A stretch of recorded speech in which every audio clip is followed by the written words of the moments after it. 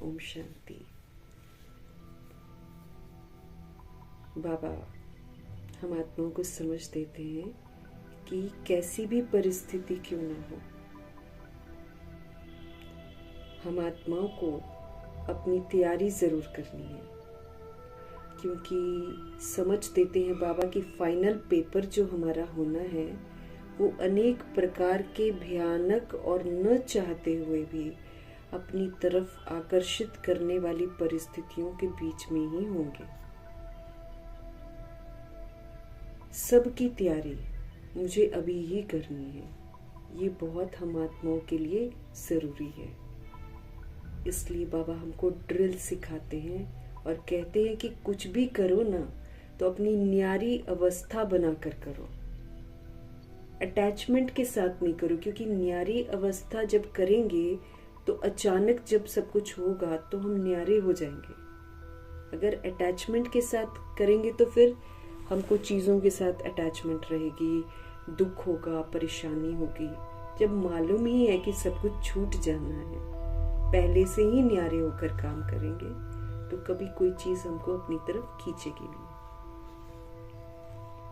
तो हम आत्माओं को हर तरह से 8 पेपरों की तैयारी कराने वाले शिव पिता परमात्मा जी का तहे दिल से हम धन्यवाद करेंगे और न्यारा होकर संपूर्ण पाठ बजाकर परफेक्ट बनने वाले व्यक्त ब्रह्मा, अव्यक्त ब्रह्मा, गुप्त परिमा, big brother, great great grandfather का रोल प्ले करने वाली आत्मा जी का भी धन्यवाद करेंगे। धन्यवाद करते हुए दोनों जबरदस्त लाइट्स को हाजिर नाजिर करते हुए उनके महावाक्य उन्हीं से समझेंगे। यूनिवर्स की सारी सोल्स को समर्पित करेंगे, प्रकृति, वायुमंडल, तत्वों को भी समर्पित करेंगे। समर्पित करते हुए दुआ करेंगे कि मीठे मीठे परमपिता परमात्मा जी की जो समझ है वो उन आत्माओं तक पहुंचे जो इस समय वृद्ध शरीरों में है, डिपेंडेंट है और धक्के भी खाती हैं। ऐसी आत्माओं का बुद्धि का योग अब दैहिक रिश्तों से हटकर परमपिता परमात्मा जी की तरफ लग जाए। उन आत्माओं तक प्रभु जी की समझ पहुंचे जो हमारे साथ नकारात्मकता से जुड़ी हुई हैं। हमारे बारे में न सोचकर अब भगवान के बारे में सोचें, भगवान को याद करें, दिल से दुआ करेंगे। उन आत्माओं तक प्रभु जी की समझ पहुंचे जो हमारे साथ लौकिक में कनेक्टेड हैं। उन आत्माओं तक प्रभु जी की समझ पहुंचे जो इस समय रोज शरीर छोड़ रहे हैं, आकारी शरीरों में भटक रहे हैं। उन आत्माओं तक प्रभु जी की समझ पहुंचे जो गर्भ जेल में प्रवेश करके हैं, उन तक प्रभु जी की समझ पहुंचे। हॉस्पिटलों में पीड़ित हैं, घरों में पीड़ित अवस्था में, सब तक प्रभु जी की समझ पहुंचे। प्राकृतिक आपदाओं के शिकार हैं, दैहिक हिंसाओं के शिकार हैं, सब तक प्रभु जी की समझ पहुंचे। जो माया के प्रकोप में आकर अलबेली बन गई हैं, उन तक प्रभु जी की समझ पहुंचे। जो दैहिक हिंसाओं की शिकार हो गई हैं, उन तक प्रभु जी की समझ पहुंचे।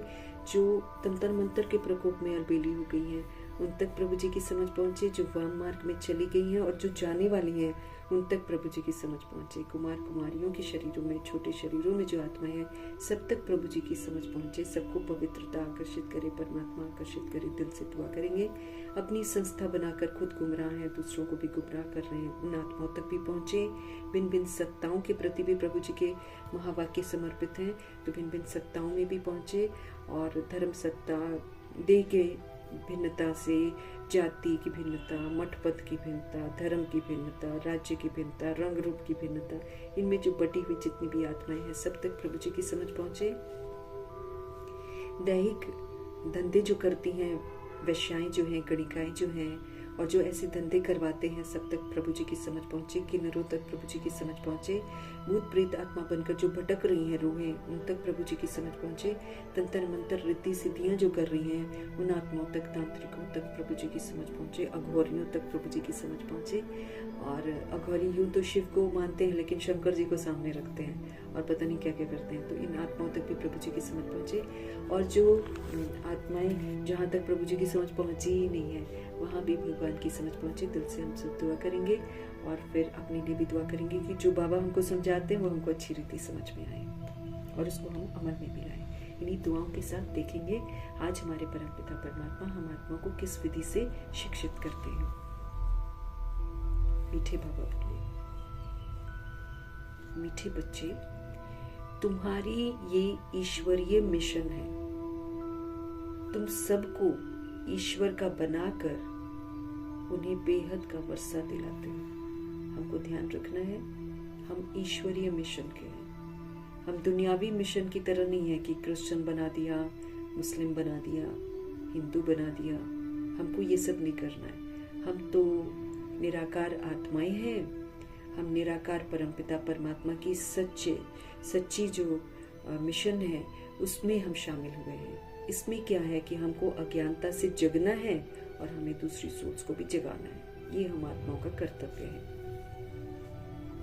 तो ईश्वरीय मिशन में है, हम सबको क्या करते हैं, ईश्वर का बनाते हैं कि भाई सब ईश्वर के बनो और फिर ईश्वर से अपना बेहद का वर्षा लो। तो हम निमित्त बनते हैं आत्माओं को प्रभु से जोड़ने के लिए। भगवान तो जगह जगह नहीं जाएंगे, तो भगवान के बच्चे जो होते हैं वो फिर सब जगह जाकर परमात्मा संदेश देते हैं, फिर उनको प्रभु के संपर्क में लाते हैं, फिर आत्माएं संपर्क में आकर पुरुषार्थ करके अपना वर्षा लेती हैं। तो हमको ध्यान रखना है, हम सभी आत्माएं ईश्वरीय मिशन पर है। हमें जगे रहना है और दूसरों को जगाना है। हमें परमात्मा की याद में रहना है, हमें परमात्मा का बनना है और परमात्मा का बनकर फिर औरों को भी परमात्मा का बनाना है।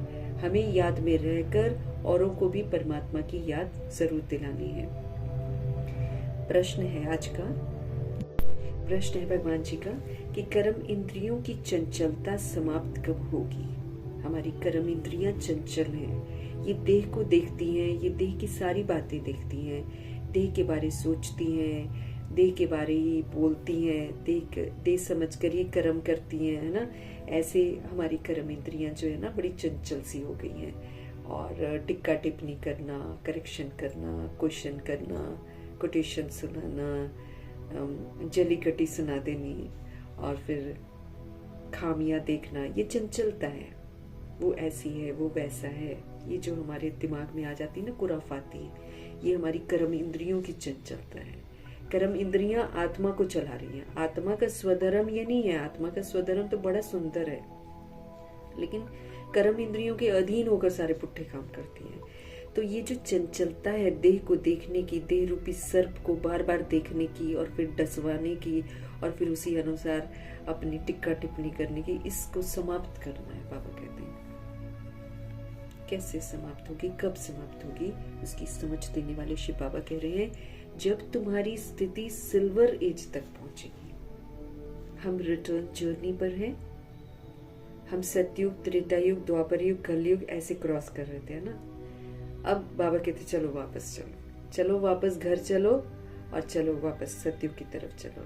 तो फिर हमको क्या करना पड़ रहा है, जादू से तो भगवान जी उठाकर नहीं लाएंगे। गलतियां जो की हैं उसको फेस करते हुए रिटर्न करो। अब गलतियां जो की हुई हैं वो मेरे सामने आएंगी और गलतियों का जो प्रभाव है दुनिया में वो भी मेरे सामने आएगा। लेकिन जब मैं रिटर्न कर रही हूँ तो ना मुझे प्रभावित होना है किसी चीज से और ना मुझे अपने अंदर उठने वाले संकल्पों के वशीभूत होना है। शक्तिशाली बनकर, श्रीमत पर चलकर, सहनशील बनते हुए, सब कुछ क्रॉस करते हुए मुझे श्रीमत पर चलते हुए त्रेता युग तक पहुंचना है। स्पष्ट करते हैं बाबा कि अगर हम सिर्फ खामियों को देखते हैं और सिर्फ देह को देखते हैं तो अभी भी हम कलयुग में ही हैं।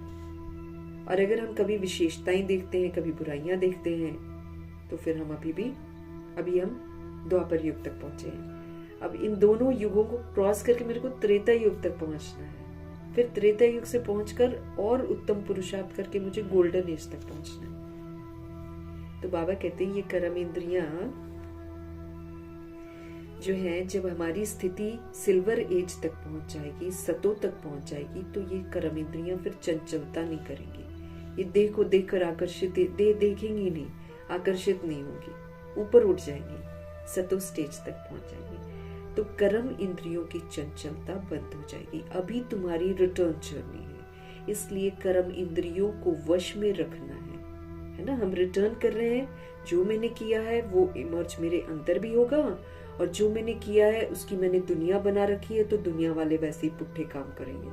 लेकिन मुझे रिएक्ट नहीं करना, मुझे रिजेक्ट नहीं करना, मुझे क्वेश्चन करेक्शन नहीं करना है, मुझे कोटेशन नहीं सुनाना है, मुझे दुख लेना नहीं है, मुझे दुख देना नहीं है। ये काम मुझे करना है, चुपचाप करके क्रॉस करना है। रिटर्न जर्नी में। कर्म इंद्रियां मुझे उकसाएंगी, तो उसने तेरे को गाली दी, तू कैसे चुप है, बोल उसको। ये कर्म इंद्रियां मेरे को बोलेंगी, क्योंकि मैंने ईंट को जवाब पत्थर से दे रखा है कलयुग में 42 जन्म। सीखा है हमने दूसरे को गिराना, दूसरे से लड़ना, रूठना, ये सीखा है हमने। वही चीजें करने को ये मेरा कर्म इंद्रियां उकसाएंगी। देख उसने तेरे साथ ऐसा किया, देख उसने ऐसे किया, वैसे किया, उकसाएगी मेरे को। भगवान कहते हैं इसके वश नहीं होना, इसको बोल चुप रहे, हमारा बनाया हुआ है, चुप रहे, शांत रहकर हमको क्रॉस करना है।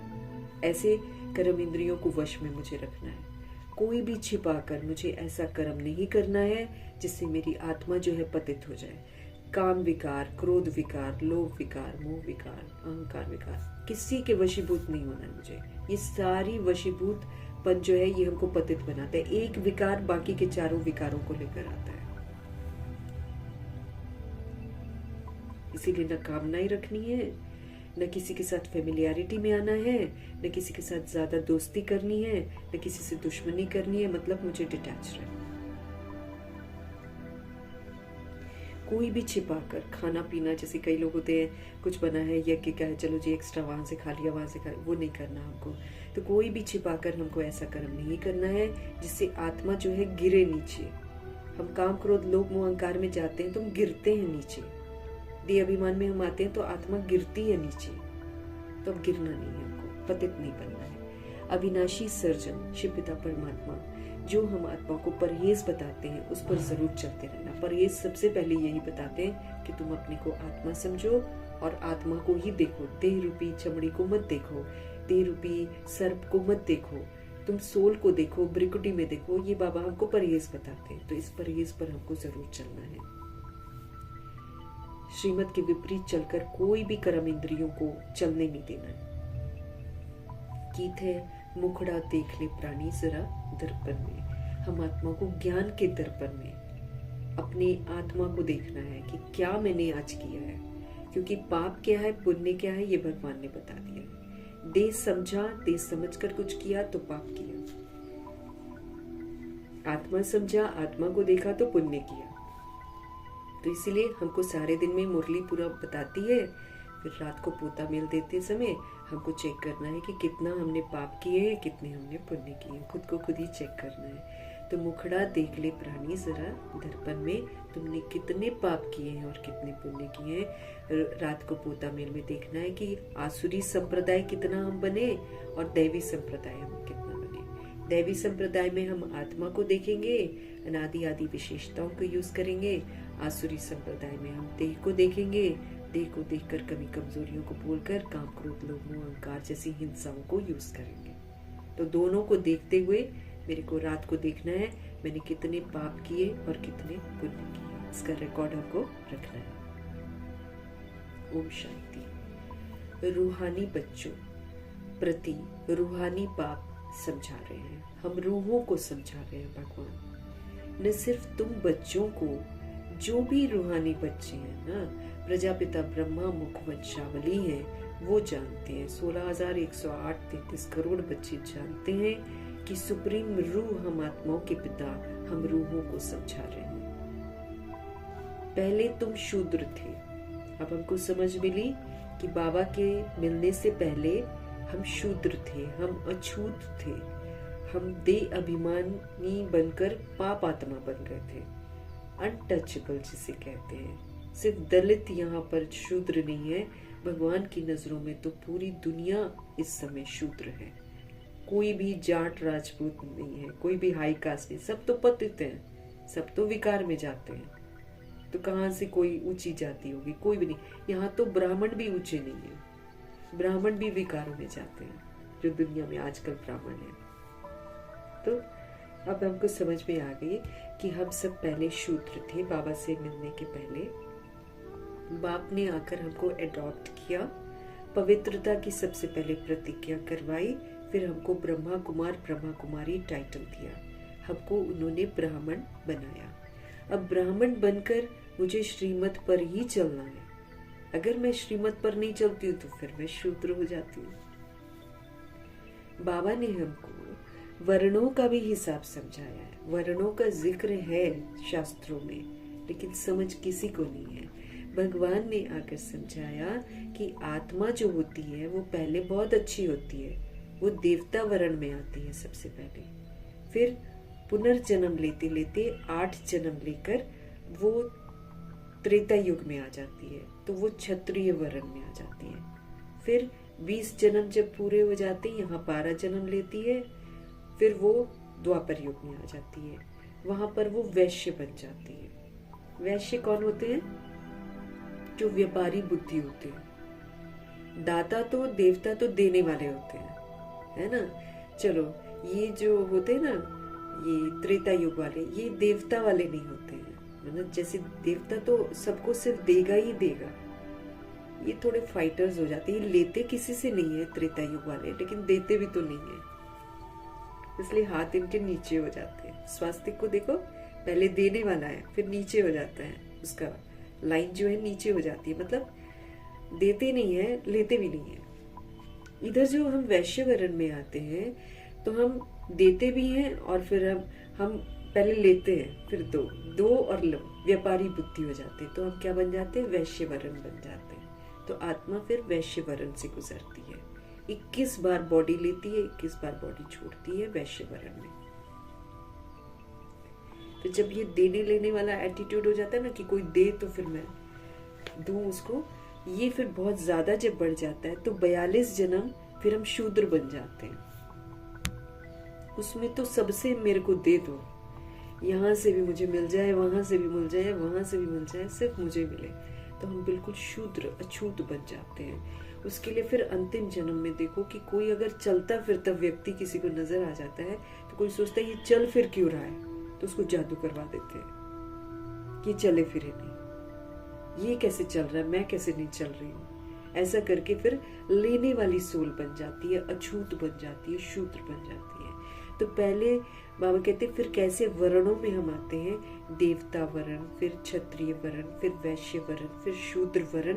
अब शूद्र वर्ण से भगवान जी हमको बनाते हैं ब्राह्मण वर्ण। अब बोलते हैं ये शूद्रता छोड़ो। ये सारी शूद्रता क्यों आ जाती? क्योंकि हम देह के अभिमान में आ जाते हैं, हम खुद को शरीर समझते हैं, इसीलिए दूसरे के शरीर को देखते हैं, वो क्यों अच्छा है, मैं क्यों अच्छी नहीं हूँ। उसके कंपटीशन में लगकर फिर अपने को टेढ़ा भागा बना लेते हैं, और कई फिर दूसरे के शरीर को खत्म करने की कोशिश करते हैं। शूद्र वर्ण में हम लोग ऐसे हो जाते हैं। अभी बाबा फिर हमको समझाते हैं सारा हिसाब वर्णों का। दुनिया में वर्णों को भी समझते नहीं है, सिर्फ गायन करते हैं वर्णों का। अभी हम ब्राह्मण वर्ण के हैं, अब हम शिक्षित हो रहे हैं भगवान से। अगर हम शिक्षाओं के प्रमाण चलेंगे तो फिर हम बन जाएंगे देवता। तो विचार करो, बाबा कहते हैं अब इन बातों पर जो मैं तुमको बताता हूँ, इस पर विचार करो और फिर जज योरसेल्फ, क्या राइट है। हमारी बात भी सुनो, है ना, और फिर भेंट करो शास्त्रों की, जो तुम जन्म जन्मांतर सुनते आए हो ना, उन बातों को भेंट करो, कंपेयर करो, और जो ज्ञान सागर बाप समझाते हैं उनकी भेंट करो। फिर देखो राइट कौन बोल रहा है। आंख बंद करके भरोसा करने को नहीं बोलते हैं भगवान। भगवान कहते जज करो अपने आप, कौन राइट है। ब्राह्मण धर्म अथवा कुल बिल्कुल भूले हुए हैं, इसको नहीं जानते ब्राह्मण। बाकी वर्णों के बारे में बोलते हैं, ब्राह्मण कुल जो सच्चा कुल है, जो ब्राह्मण धर्म है, इसके बारे में बिल्कुल नहीं जानते हैं। तुम्हारे पास विराट रूप का विष्णु जी का चित्र है और एकदम राइट बना हुआ है, इस पर समझाया जाता है। बाकी इतनी जो भुजाएं दिखाते हैं चित्रों में, 4 भुजाएं, 8 भुजाएं, 10 भुजाएं, या फिर देवियों को हथियार दिखा देते हैं, ऐसे बाबा कहते हैं दुनिया में लोग समझते हैं कि हिंसा करती हैं देवियां, लेकिन बाबा तो कहते हैं देवियां जो बनने वाली वो तो मानसिक हिंसा और दैहिक हिंसा तो करती ही नहीं है, हिंसाओं से तो बिल्कुल दूर है। ये तो भगवान के विवेक का खून करने की भी हिंसा नहीं करती हैं देवियां जो होती हैं। जो देवियां बनने वाली सोल्स होती हैं, वो जो भगवान से मिला हुआ विवेक है उसको यूज करती हैं। वो तो वो वाले अवज्ञा करने की हिंसा भी नहीं करती है। आत्मा समझने की स्मृति में रहती है, कभी भी शरीर समझने की हिंसा नहीं करती है। ये तो शूद्र के संस्कार भी यूज नहीं करती जो देवी बनने वाली आत्मा होती है। लेकिन क्या करें, सूक्ष्म को दिखाएं कैसे? इसलिए ड्रामा में विधि बनी हुई है स्थूल रूप दिखाने की। उसमें फिर अपने ही अकासुर, बकासुर, भस्मासुर सब पैरों के नीचे देवी के दिखा देते हैं। होते अंदर हैं, आत्मा के अंदर हैं अकासुर, बकासुर। तो उसको सूक्ष्म पुरुषार्थ करके देवियां उसको खत्म करती हैं। फिर वो जो अलंकार दिखाए हुए हैं, वो स्थूल दिखाए हुए हैं, उसका सूक्ष्म अर्थ है। तो सूक्ष्म तपस्या करके देवियां जो होती हैं, इन सारी चीजों को जीतती हैं और फिर शक्तिशाली बनकर, शक्ति स्वरूप बनकर दिखाती हैं। तो चित्र जो बने हुए हैं, वो जो देवियों के बने हुए हथियार के साथ, वो बाबा कहते रॉन्ग है, क्योंकि देवियां हिंसा नहीं करती हैं और लोग देखने वाले सोचते हैं कि देवियां हिंसा करती हैं।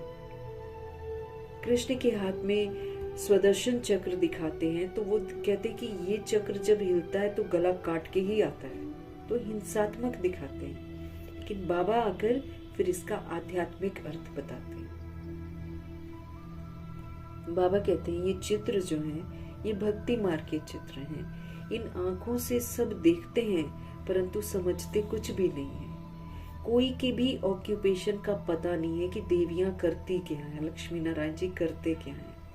अभी तुम बच्चों को अपनी आत्मा का पता पड़ा है कि मैं एक सोल हूँ और मैं बॉडी लेती हूँ, छोड़ती हूँ, पाठ बजाती रहती हूँ। 84 जन्मों का भी हमको अभी मालूम पड़ा है कि कैसे सोल 83 जन्म लेती है, फिर 84वां जन्म उसको भगवान से मिलता है। फिर उसमें वो अपने जितनी खामियां होती हैं उसको खत्म करती है, रिटर्न जर्नी करती है और फिर संपन्न और संपूर्ण बनती है। तो 84 जन्मों का भी हमको अभी मालूम पड़ा है। जैसे बाप तुम बच्चों को समझाते हैं, बाबा कहते फिर तुमको क्या करना है, तुम्हें औरों को भी समझाना है। शिव बाबा तो सबके पास नहीं जाएंगे, जरूर बाप के मददगार बच्चे तो चाहिए ना। इसलिए तुम्हारी है ईश्वरीय मिशन। तुम सबको ईश्वर का बनाते हो, समझाते हो। वो हम आत्माओं का बेहद का बाप है। हम सभी को जाकर समझाते हैं कि शिव पिता परमात्मा जो है ना, वो सभी आत्माओं का बाप है। उनसे हमको क्या मिलता है? उनसे हमको बेहद का वर्षा मिलता है। 2500 वर्ष की राजधानी का सुख का वर्षा मिलता है। तो जैसे लौकिक बाप को याद किया जाता है, शरीर का बाप याद आ जाता है ना, उनसे भी जास्ती पारलौकिक बाप को याद करना पड़े, क्योंकि शरीर का बाप हमारा दुख दूर नहीं कर सकता है।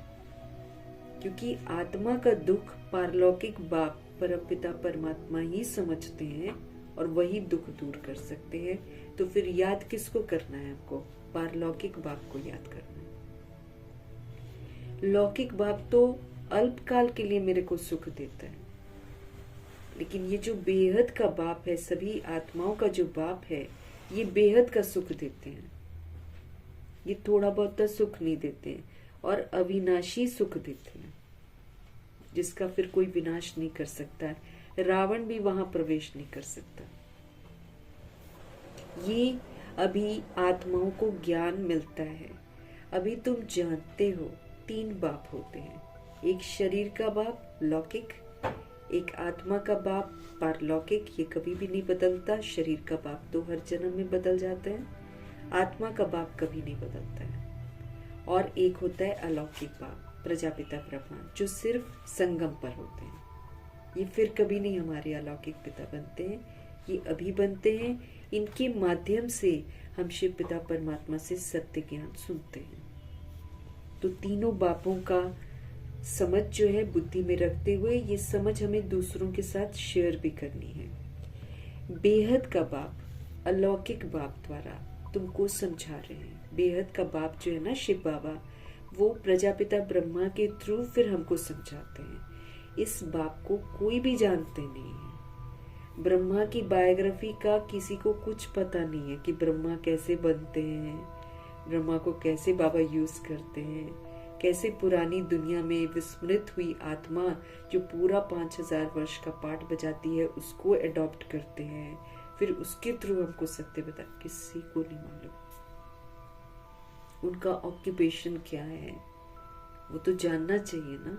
शिव क्या करते हैं, श्री कृष्ण क्या करते हैं, महिमा तो खूब गाते हैं, बाकी ब्रह्मा की महिमा कोई नहीं करता, क्योंकि वो पुरुषार्थी भी तो होते हैं ना, इसलिए उनकी महिमा नहीं होती। उनकी खाली सूक्ष्म वतन में जो संपूर्ण ब्रह्मा है ना, उसकी इम्पोर्टेंस है।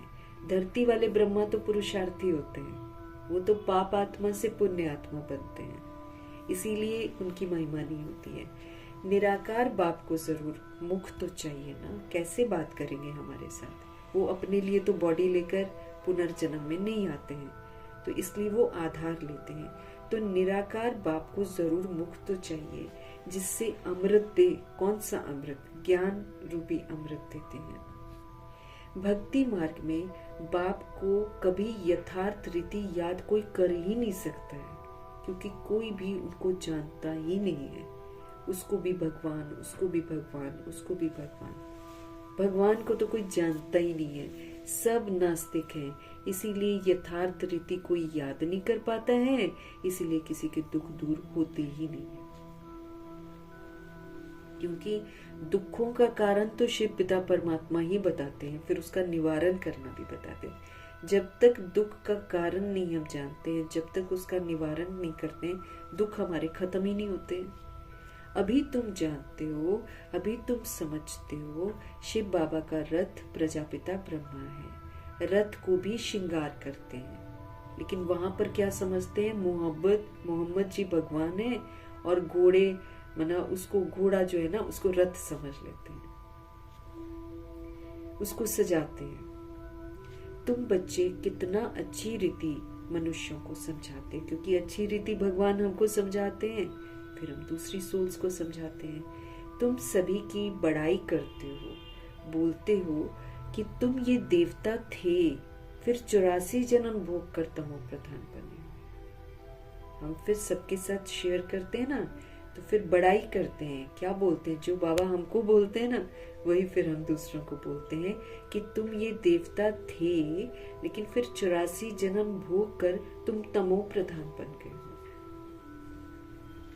अब फिर सतो प्रधान जरूर बनना है, तो उसके लिए फिर क्या करना पड़ेगा? भगवान के साथ कनेक्शन चाहिए, क्योंकि वही पवित्रता का सागर है। उनके साथ कनेक्ट होंगे तो पावर मिलेगी सतो प्रधान बनने की। परंतु बड़ा मुश्किल कोई समझते हैं इन बातों को। समझ जाए तो सबका खुशी का पारा ही चढ़ जाए, समझाने वाले का तो और ही पारा चढ़ जाए, उसको और खुशी हो। बेहद के बाप का परिचय देना कोई कम बात है क्या? अगर हम सत्य बाप का परिचय सबको देते हैं तो ये कोई कम बात है क्या?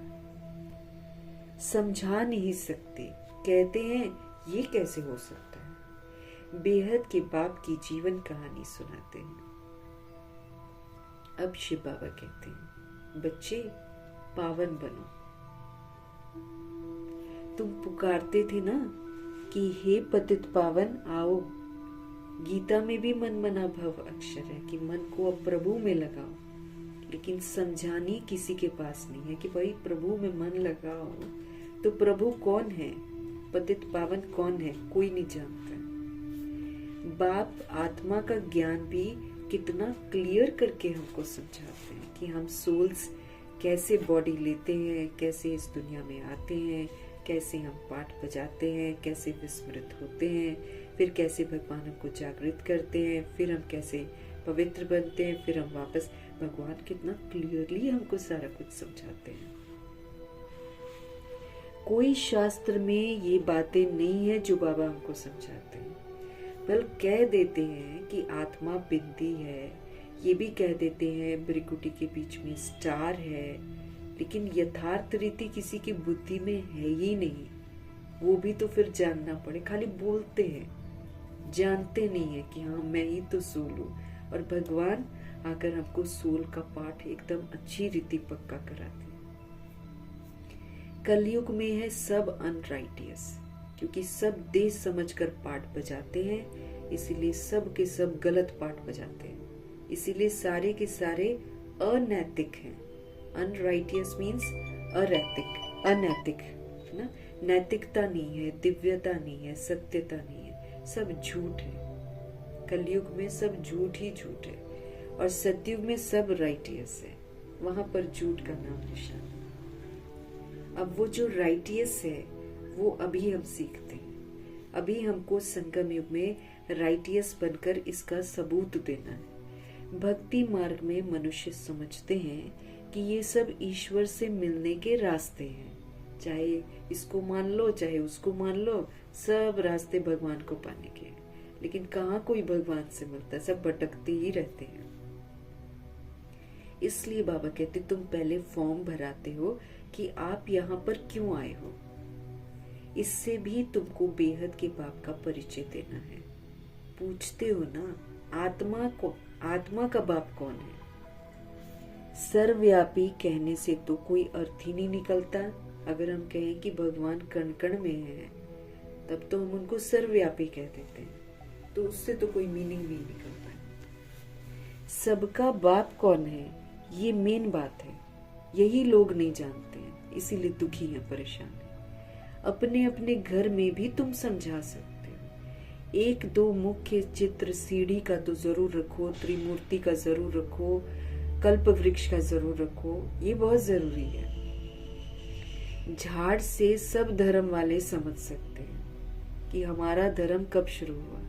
हम इस हिसाब से स्वर्ग में जा सकते हैं। जो आते ही पीछे हैं, द्वापर युग में आते हैं, कलयुग में आते हैं, वो नहीं स्वर्ग में जा सकते हैं। बाकी शांति धाम में तो सभी आत्माएं जाएंगी, चाहे हिंदू हो, चाहे मुस्लिम हो, चाहे सिख हो, सब जाना है। झाड़ से भी, यानी कि सृष्टि रूपी वृक्ष जो है, इससे भी बहुत क्लियर हो जाता है। जो जो धर्म पीछे आए हैं, उन्हों की आत्माएं जरूर ऊपर में जाकर विराजमान हो जाएंगी। वो सुख धाम में नहीं आएगी। तुम्हारी बुद्धि में सारा फाउंडेशन लगाया जाता है, नींव सारी भगवान यहाँ पर तैयार करते हैं। बाप कहते हैं आदि सनातन देवी देवता धर्म जो है ना, उसका सैपलिंग तो लगा, फिर झाड़ के पत्ते भी तो तुमको बनाने हैं।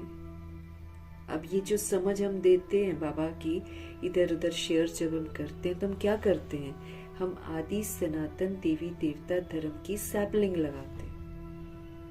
जैसे कहीं से उठाकर, जैसे रोज होता है ना, उसका एक वो काटते हैं टहनी टाइप के और फिर दूसरी जगह लगाते हैं, तो फिर से उसका पौधा हो जाता है। बस ऐसी पुरानी दुनिया से भगवान हमको अडॉप्ट करते हैं और फिर आदि सनातन देवी देवता धर्म का बनाते हैं। तो नींव तो हम डालते हैं, सैपलिंग हम लगाते हैं, लेकिन भगवान कहते हैं फिर उसके बाद पालना भी तो करनी होती है ना। तो उसके पत्ते भी तो तुमको बनाने हैं। पत्ते बिगर तो झाड़ होता है क्या?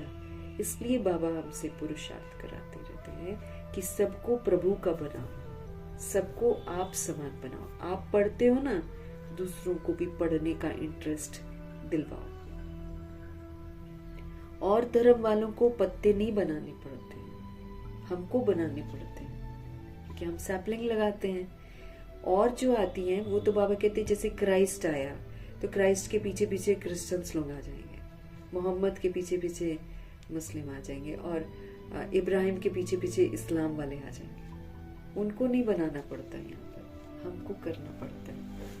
हमको जाकर सत्य बताना पड़ता है आत्मा को। वो तो ऊपर से आते हैं, बाबा कहते हैं फाउंडेशन लगाते हैं, फिर पत्ते पीछे ऊपर से आते जाते हैं। तुम फिर झाड़ की वृद्धि के लिए ये प्रदर्शनी आदि करते हो, है ना। इसमें जो इस 16,108-33 करोड़ आत्माएं इसमें आएंगी ना, तो इसलिए फिर हम लोग झाड़ की वृद्धि के लिए प्रदर्शनी आदि करते हैं। इसमें पत्ते लगते हैं, फिर कई पत्ते लग जाते हैं, लेकिन फिर तूफान आ जाता है माया का, नाम रूप का तूफान आ जाता है, विकारों का तूफान आ जाता है, संग दोष का तूफान आ जाता है, फेमिलियरिटी का तूफान आ जाता है। तो तूफान में फिर गिर जाते हैं, या तो नाम रूप में फंसकर शादी कर लेते हैं, या फिर अन्य विकारों में चले जाते हैं, या फिर मायूस हो जाते हैं, पढ़ाई छोड़ देते हैं। कर्म भोग आता है तो छोड़ देते हैं भगवान को, कहते हैं जब से हम भगवान के बने तभी से हो रहा है, जबकि ये कर्म भोग तो सबके साथ आना है। किसी का जल्दी आ रहा है, किसी का बाद में आता है, आता तो सबके साथ है ना। तो फिर तूफान आने से कई लोग गिर पड़ते हैं, मुरझा जाते हैं। बाबा कहते हैं ये आदि सनातन देवी देवता धर्म की स्थापना हो रही है। इसमें हर आत्मा को अपने लिए स्थापना करनी है। कई स्थापना करते करते फिर छोड़ के चले जाते हैं। इसमें किसी भी तरीके की हिंसा नहीं है, लड़ाई नहीं करते हैं। सिर्फ हमको क्या करना है, बाप को याद करना है और दूसरी आत्माओं को भी बाप की याद दिलानी है। याद करना है, याद कराना है। तुम सभी को कहते हो और जो भी रचना है ना उनको छोड़ो। जो द्वापर युग कलयुग में आए वो तो नहीं सुनेंगे, उनको तो छोड़ दो। इधर जो 16,108-33 करोड़ आत्माएं बिखरी हुई हैं, इनको तो याद कराना है ना। तुम सबको कहते हो और जो भी रचना है ना उनको छोड़ो। रचना से कभी भी वर्षा तो मिल नहीं सकता है, तो रचना को क्यों हम याद करें। हमको रचता बाप को ही याद करना है और किसी को याद नहीं करना है, बस शिव बाबा को याद करना है। हमको बाबा का बनकर, हमको ज्ञान में आकर फिर अगर कोई ऐसा काम करते हैं तो फिर उसका बोझा जो है ना सिर पर हमारे चढ़ जाता है। हमको किसी और को भी याद नहीं करना है। हम अगर बाबा के बने हैं, अगर हम ज्ञान में आए हैं, तो हमको ऐसा कोई कर्म नहीं करना है जो गलत हो और जिसका बोझ फिर मेरे सिर पर चढ़ता ही चला जाए, फिर मेरे को ही उतारना पड़ेगा सजाओं के द्वारा। बाप पावन बनाने के लिए हमको आते हैं और फिर ऐसा कुछ काम करते हैं तो और ही पतित बन पड़ते हैं। इसलिए बाबा कहते हैं कि भाई ऐसा काम मत करो जो तुम्ही को घाटा पड़े। बाबा तो हमेशा ही बाबा रहेगा। अगर हम बदनाम भी करने की कोशिश करेंगे तो सजा कौन खाएगा, हम ही तो खाएंगे। इसीलिए बाबा कहते हैं कि अपने को तुम घाटा मत डालो। तुम ऐसा कोई काम मत करो जिससे भगवान की ग्लानि हो। कहेंगे भगवान ये तो कह रहे थे हमको भगवान पढ़ाते हैं, हम तो पवित्र हैं, हम तो ये हैं, और फिर जाकर हम अपवित्र बन जाएं तो ये तो हम बाबा की ग्लानि कराते हैं ना। लोग कहेंगे लो जी भगवान से पढ़ने वाले लोग भी ऐसे कर रहे हैं। तो बाप पावन बनाने आते हैं, फिर ऐसा वैसा कुछ काम करते हैं तो और ही पतित बन पड़ते हैं। बुद्धि का ताला बंद हो जाता है और गंदे काम करने शुरू कर देंगे। इसलिए बाबा कहते हैं कि ऐसा कोई काम छिप कर मत करो जो तुम्ही को घाटा पड़ जाए। बाप की ग्लानि होती है। हमको ये भी तो समझना है कि हम वर्ल्ड की स्टेज पर हैं। सारी दुनिया तो मुझे देख रही है। हम बंद कमरे में करें चाहे कहीं भी करें, छिपके करें, मेरे को कॉपी कर रही हैं आत्मा द्वापर युग और कलयुग की, और वो और गंदे तरीके से कॉपी कर रही है। उसका बोझ किस पर आएगा, मेरे पर आएगा। तो बाबा क्या बोल रहे हैं, बाप पावन बनाने आते हैं और फिर ऐसा कुछ कर्म अगर हम करते हैं तो हम और ही पतित बन पड़ते हैं। इसलिए हमारे बाबा कहते हैं ऐसा कोई काम मत करो जो तुम्ही को घाटा पड़ जाए। बाप की ग्लानि होती है ना, तो ऐसा कर्म मत करो जो तुम्हारा विक्रम जास्ती हो जाए। क्योंकि फिर विक्रम जास्ती कैसे होता है, क्योंकि बहुत सारी सोल्स मुझे देख रही होती है, तो एक का 1,00,000 गुना दंड, एक का 1000 गुना दंड, एक का 100 गुना दंड, ऐसे हमारा बढ़ता चला जाता है ना। तो बाबा कहते हैं बाप की ग्लानि होती है ना, तो ऐसा कोई कर्म छिप कर मत करो जो विक्रम जास्ती हो जाए तुम्हारे। परहेज भी तो रखनी है। बाबा जो मना करते हैं, जैसे बाबा कल पढ़ा था हमने कि आंखें, परसों ना, आंखें तुम मुझे दे दो, मुझे दे दो मतलब वो देखो जो मैं तुम्हें कहता हूँ। तो ये हो गई परहेज करना। कान से वही सुनो जो मैं कहता हूँ सुनने के लिए। फिर कान की परहेज होगी तो सुखी रहेंगे, परहेज नहीं करेंगे तो हम दुखी रहेंगे। जब भी हम दवाई लेते हैं तो डॉक्टर परहेज बताता है कि खटाई मत खाना इस दवाई के साथ। अब फिर भी मैं छुप छुप कर खटाई खाऊंगी तो दवाई काम थोड़ी करेगी, तो मानना तो पड़ता है ना। तो यहाँ पर हम रूहानी सर्जन हैं हमारे, वो हमको शिक्षित कर रहे हैं और परहेज बता रहे हैं कि ये मत करो, ये मत करो, इससे तुमको दुख मिलेगा। तो फिर हमको परहेज करनी पड़े ना। फिर कर्म इंद्रियां तो कहेंगी कि दे के अभिमान में आओ, कर्म इंद्रियां करेंगी चल ये खा लेते हैं, कुछ नहीं होता, ऐसे बोलती है कर्म इंद्रियां। तो उसके वश नहीं होना है। कर्म इंद्रियों को वश करना पड़ता है। ये तो उकसाएंगे, खा लेते हैं, ये थोड़ी देर के लिए हमारा दिमाग ही घुमा देंगे। फिर खा पी के फिर जब वो मेरे को नुकसान करेगी फिर आएगा, अरे मैंने क्यों खाया। ऐसे ही ये काम विकार में भी ले जाएंगे कर्म इंद्रियां, फिर बाद में रोने के लिए छोड़ देंगे। एक बार पाप आत्मा बना देंगी, फिर रोते रहो बैठकर। तो बाबा कहते कर्म इंद्रियां उकसाएंगी, लेकिन इसके वश नहीं होना है, इसको वश करना है। अब श्रीमत प्रमाण देखना है, श्रीमत प्रमाण सोचना, बोलना है और कर्म करना है। अगर हम छिपा कर खाते रहेंगे तो फिर दवाई का असर नहीं होगा, है ना। छिपा कर हम डायबिटीज है और हम रसगुल्ले खा रहे हैं तो फिर कहाँ असर करेगी दवाई, नुकसान ही होगा ना। तो बाबा कहते ये जो चाहनाएं होती ना, ये खा ले, वो खा ले, ये कर ले, वो कर ले, ये सारी आसक्तियां हैं। जब तक ये आसक्तियां मेरे अंदर हैं, माया मेरे को उकसाएगी और उल्टा काम करवा देगी मेरे से, वो उकसाती रहेगी। तो इसको क्या कहा जाता है? आसक्ति। जब तक आसक्ति है तब तक माया हमारे अंदर आ सकती है। बाप भी शिक्षा देते हैं, ये नहीं करो, ये नहीं करो, बोलते हैं ना हमको, सर्जन है ना बाबा, लिखते हैं बाबा, मन में हमारे संकल्प बहुत आते हैं। तो बाबा कहते खबरदार रहना, संकल्पों को कर्म में मत ले आना, गंदे सपने भी आएंगे हमको, मनसा में भी गंदे संकल्प आएंगे। क्यों? क्योंकि 63 जन्म गंदे कर्म किए हैं, वो सारे मेरे अंदर ही तो हैं, वही बाहर निकलते हैं भूत बनकर। वो गंदे संकल्प आएंगे, वो गंदे सपने आएंगे, गंदा काम करने को बोलेंगे, गंदी चीज देखने को बोलेंगे। वो तो बोलेंगे क्योंकि देखा हुआ है गंदी चीजें हमने।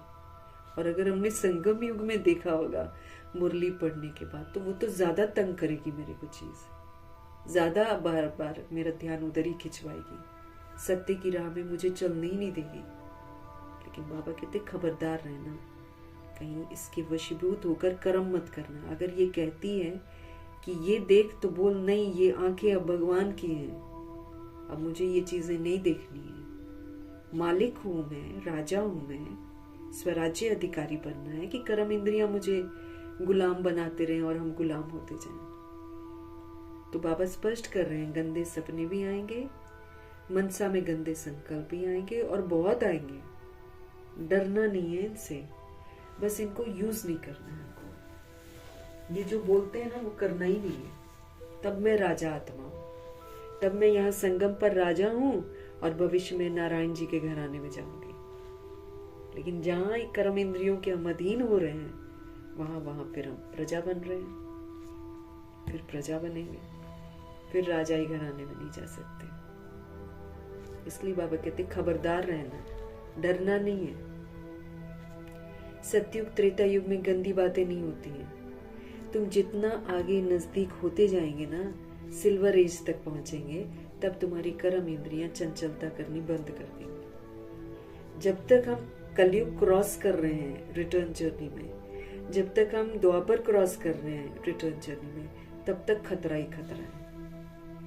कभी भी फेल हो सकते हैं, कभी भी उल्टी राह पर हम चल सकते हैं अगर हम खबरदार नहीं रहे, अगर कर्म इंद्रियों के वशीभूत हो गए, अगर इसने मुझे वो चीजें दिखवा दी जो बाबा मना करते हैं, तो कर्म इंद्रियां हावी, मतलब फिर हम प्रजा बनेंगे। तो कर्म इंद्रियों की चंचलता तब बंद होगी जब हम सिल्वर एज तक पहुंच जाएंगे, द्वापर युग और कलयुग को क्रॉस कर लेंगे, उसके वशीभूत नहीं होंगे, तब हम त्रेता युग सिल्वर एज तक पहुंचेंगे। फिर ये कर्म इंद्रियां हमारे वश हो जाएंगी, फिर नहीं करेंगी, तो फिर मुझे बॉडी दिखाई नहीं देगी। अभी मुझे पुरुषार्थ करना है। जब उस त्रेता की अवस्था तक, सतो तक आओ, तब कर्म इंद्रियां वश होंगी, तब तक तो चंचलता करती रहेंगी। इनको कंट्रोल करना पड़ेगा, कंट्रोलिंग और रूलिंग पावर से इनको कंट्रोल करना पड़ेगा। ये जो बोलती हैं वो नहीं करना है, ये जो खाने को बोलेंगी वो नहीं खाना है, क्योंकि ये खिलवा कर नुकसान करवाती हैं कर्म इंद्रियां। फिर सतयुग की अवस्था में, फिर त्रेता युग तक पहुंचकर फिर मेरे को सतो प्रधान पुरुषार्थ करके सतयुग तक पहुंचना है। लेकिन पहले हम तो त्रेता तक नहीं पहुंचे हैं अभी तक तो अभी तक तो हम त्रेता युग तक नहीं पहुंचे हैं। अगर मेरे को सब में बुराई नजर आती है तो मैं तो अभी कलयुगी हूँ, और अगर मुझे कभी बुराई दिखाई देती है, कभी अच्छाई दिखाई देती है, तो मैं द्वापर तक पहुंची हूँ। अब फिर एक समय आएगा जब मुझे देह का कुछ भी दिखाई नहीं देगा, तब मैं सतो तक पहुंचूंगी। फिर सतो के बाद मुझे सतो प्रधान पुरुषार्थ करके गोल्डन एज तक पहुंचना है। उसमें तो बिल्कुल ही कर्म इंद्रियों के मालिक बन जाएंगे।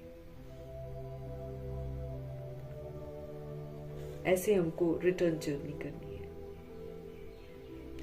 बाबा कहते हैं जब आप त्रेता तक पहुंचेंगे ना, फिर सतयुग की अवस्था में आएंगे तो सतो प्रधान बन जाएंगे। फिर सारी कर्म इंद्रियां जो है ना, पूरी की पूरी आपके वश में हो जाएंगी। कर्म इंद्रियां वश थी ना पहले हमारे, नई बात थोड़ी है। बाबा कहते तुमने तो कल पहले भी वश किया था, अब फिर से तुम करो। आज कर्म इंद्रियों के वश हैं, कल फिर पुरुषार्थ करके हम कर्म इंद्रियों को वश में करेंगे। यही तो खेल है। वो तो 84 जन्मों में उतरते हम आए हैं। अभी हमारी रिटर्न जर्नी है। अभी हम सबको सतो प्रधान अवस्था तक जाना है। इसलिए मेरे को अपना चार्ट देखना है। सुबह से लेकर शाम तक पाठ बजाकर, ऐसे तो बाबा गुलजार दादी तो बोलती है जितना बार पानी पियो, जितना बार खाना खाओ, और हर घंटे के बाद चेक करो अपने आप को, क्या मैं आत्मा बनकर पाठ बजा रही हूँ? ये चेक करो। देह बनकर पाठ बजा रही हूँ, चेंज करो फटाफट। अब तो वो वाला टाइम नहीं है कि हम सारे दिन का चार्ट जाके रात को देखें। वो तो सारे दिन हम गलत काम कर लेते हैं, रात को दिखाई देता ये भी गलत, ये भी गलत, ये भी गलत। लेकिन हर घंटे में करेंगे तो ध्यान रहेगा कि इस घंटे में मैंने ये गड़बड़ करी, अब अगले घंटे में ये गड़बड़ नहीं होनी चाहिए।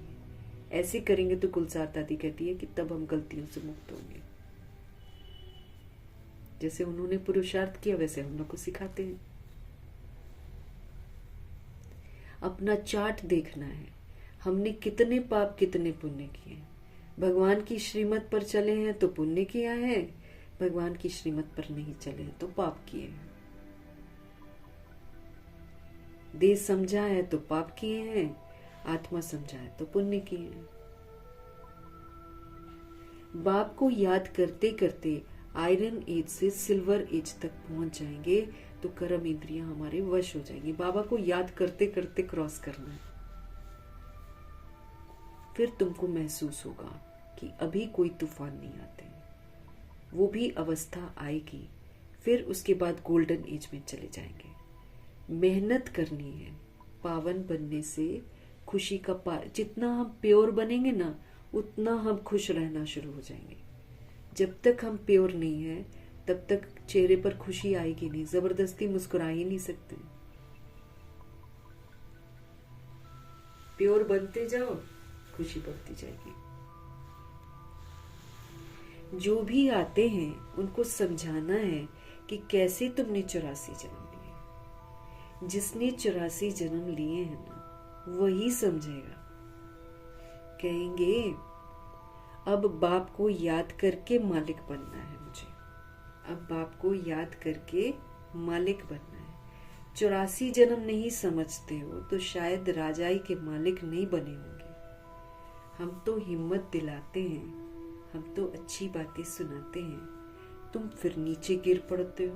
बाबा कहते मैं तुम्हें कहता हूँ तुम आत्मा समझो, तुम अपने आप को फरिश्ता समझो, तुम फिर देह समझकर फिर नीचे गिर पड़ते हो। देह समझना मतलब नीचे गिर गया, आत्मा समझना, फरिश्ता समझना, ऊंचे उठ रहे हैं। तो जिसने 84 जन्म लिए होंगे ना, उसको तो झट स्मृति आ जाएगी और वो चल पड़ेगा। जिसने कम जन्म लिए होंगे ना, वो फिर बार बार नीचे आएगा। बाप कहते हैं तुम शांति धाम में पवित्र तो थे ना, अब फिर तुमको शांति धाम वापस जाना है, सुख धाम में जाना है। मैं तुमको रास्ता बता रहा हूँ। पवित्र बनो, अशरीरी बनो, विदेही बनो, सर्व गुणों से संपन्न बनो, निराकारी, निर्विकारी, निरअहंकारी बनो।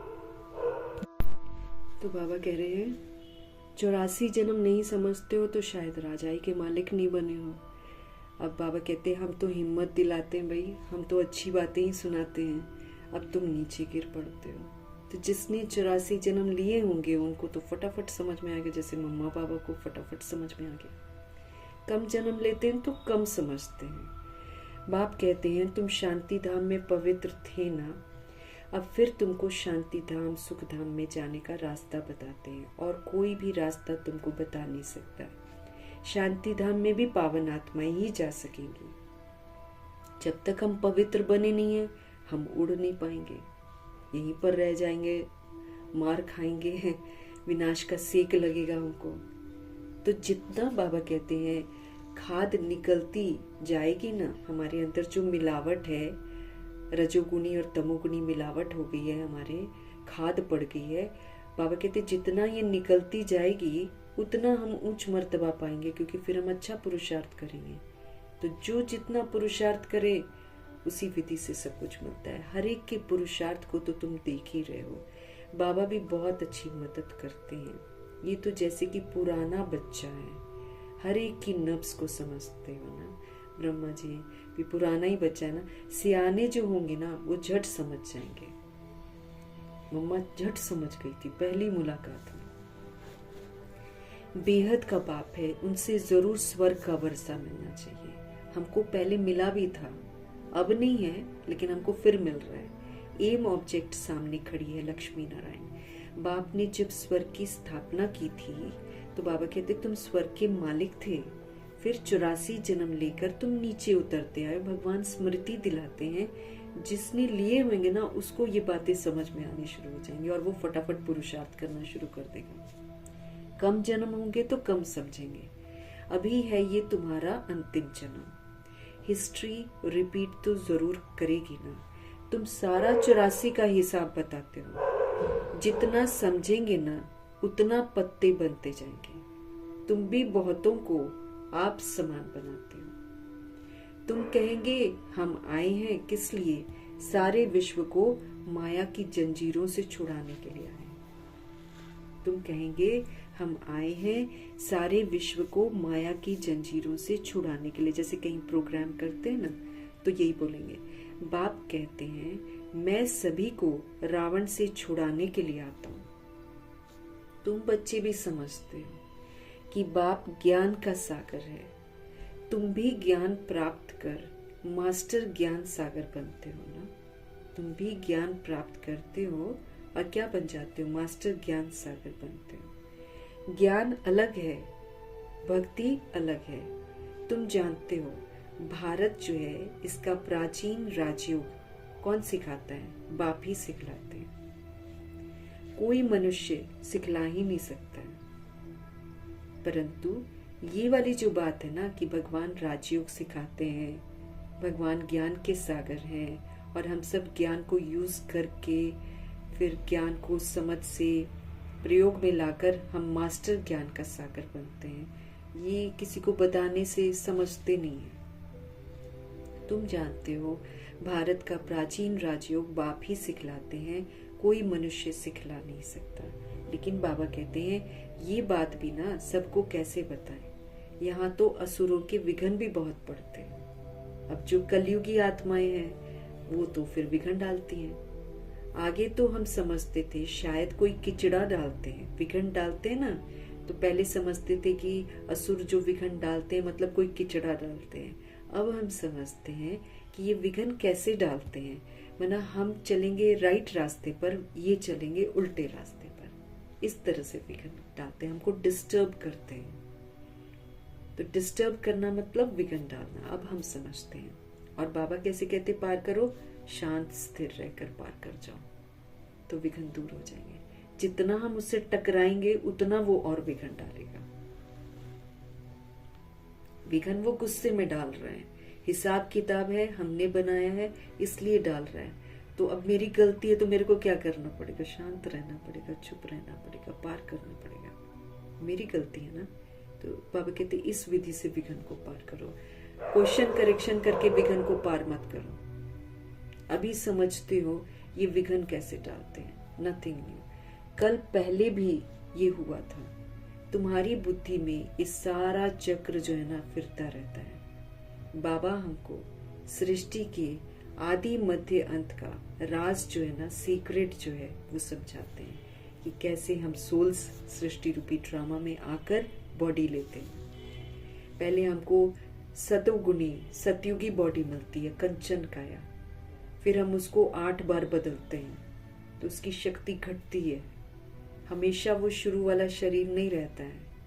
फिर त्रेता युग में 12 बार बदलते हैं, फिर और शरीर में बदलाव आता है। फिर द्वापर युग में आ जाते हैं तो फिर वो कंचन काया नहीं रह जाती है। फिर हम देह का भान आ जाता है, शक्ति घट जाती है ना। 2500 वर्ष जीने के बाद, 2500 वर्ष कम थोड़ी है, उसमें 20 जन्म लेते लेते हम भूल जाते हैं अपने आप को। तो देह समझ लेते हैं। पहले आंखें देखते हैं, फिर फेस देखते हैं, फिर बॉडी देखते हैं, फिर अंत में तो बॉडी ही बॉडी देखते हैं। कलयुग में गिरते चले जाते हैं। अब फिर भगवान हमको उठा रहे हैं कि आत्मा समझो तो उठोगे, देह समझोगे तो गिरते रहोगे, क्योंकि देह सांप बन गई है ना इस समय। ये विकारी उत्पत्ति है, ये तमोगुणी तत्वों से बनी है, इसीलिए ये हमको विस्मृत कर देती है भगवान से, ये देहधारियों से जोड़ देती है। और आत्मा समझेंगे तो परमात्मा से जुड़ेंगे।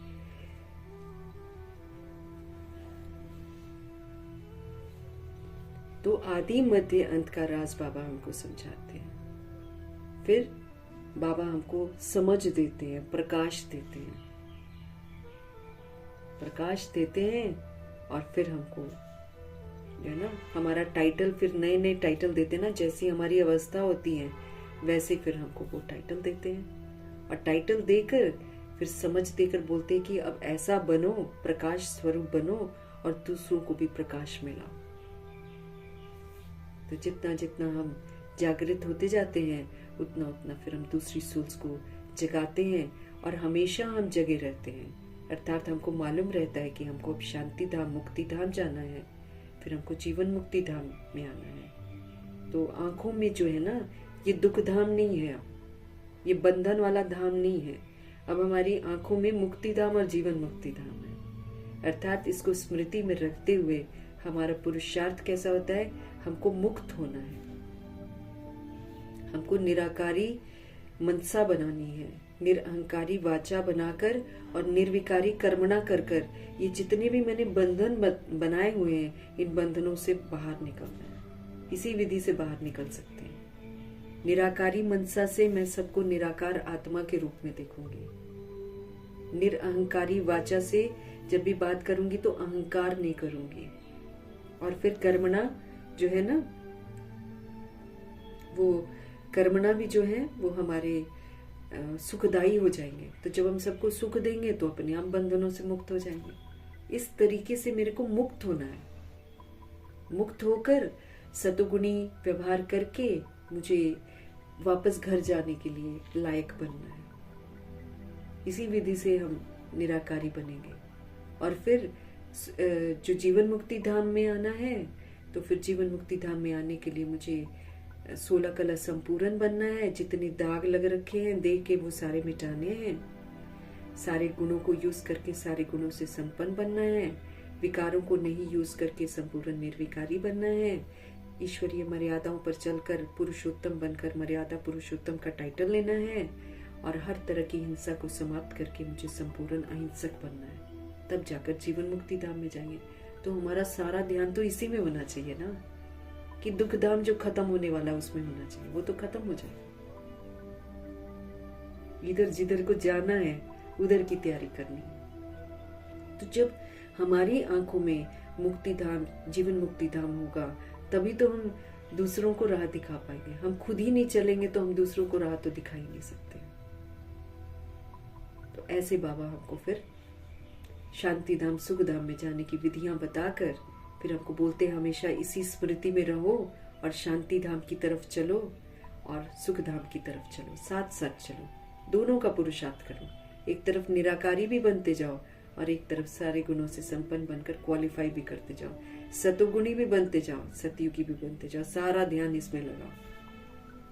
तो फिर जब हम ऐसे करेंगे तो फिर हम ये जो प्रकाश है चारों तरफ फैला पाएंगे, दूसरों को भी जागृत कर सकेंगे, दूसरों को भी परमात्मा से जोड़ सकेंगे। बाबा हमको सृष्टि के आदि मध्य अंत का राज समझा रहे हैं कि कैसे ड्रामा शुरू होता है, कैसे मध्य में हम आते हैं, विस्मृत होते हैं, फिर जब बिल्कुल विस्मृत हो जाते हैं तो फिर कैसे भगवान जी आते हैं और फिर अनादि आदि विशेषताएं धारण करवा कर वापस घर भी लेकर जाते हैं और फिर सुखधाम का वर्षा भी देते हैं। तो ये सारा सीक्रेट जो है बाबा समझाते हैं हमको। बाबा हमको लाइट हाउस का भी टाइटल देते हैं, सारा सीक्रेट बताते हैं, हमको प्रकाश में लाते हैं, फिर हमको टाइटल क्या देते हैं, लाइट हाउस, कि अब तुम लाइट हाउस बनकर चारों तरफ समझ का प्रकाश फैलाओ। एक आंख में मुक्ति धाम, दूसरी आंख में जीवन मुक्ति धाम, और ये दुख धाम को भूल जाना। अब सारा ध्यान मुक्ति धाम जाने का, उसकी विशेषताओं को धारण करने का, और जीवन मुक्ति धाम सतयुग सचखंड में जाने की जो विशेषताएं हैं वो हमको धारण करनी है। तुमको शांति धाम में जाकर फिर सुख धाम में आना है। हमको पहले अपने घर जाना है, फिर हमको सुख धाम ससुर घर में आना। ये है ही दुख धाम, इसमें हम सुख की उम्मीद नहीं रख सकते हैं ना, ये है ही दुख धाम। बाबा कहते हैं हमको, इन आंखों से जो कुछ भी तुम देखते हो ना, तुम उसको भूल जाओ, भूलो तुम उसको। अपने शांति धाम को अब याद करो, जहां ज्योति बिंदु बनकर जाना है, उसको याद करो। इधर के विस्तार को छोड़ दो, भूलो इसको। अपने शांति धाम को याद करो, आत्मा को, अपने बाप को याद करना है। हम बॉडी तो है नहीं, हम सोल हैं। सोल को फरमान क्या मिला हुआ है, बाप को याद करो। इसको ही अव्यभिचारी योग कहा जाता है, एक के साथ योग।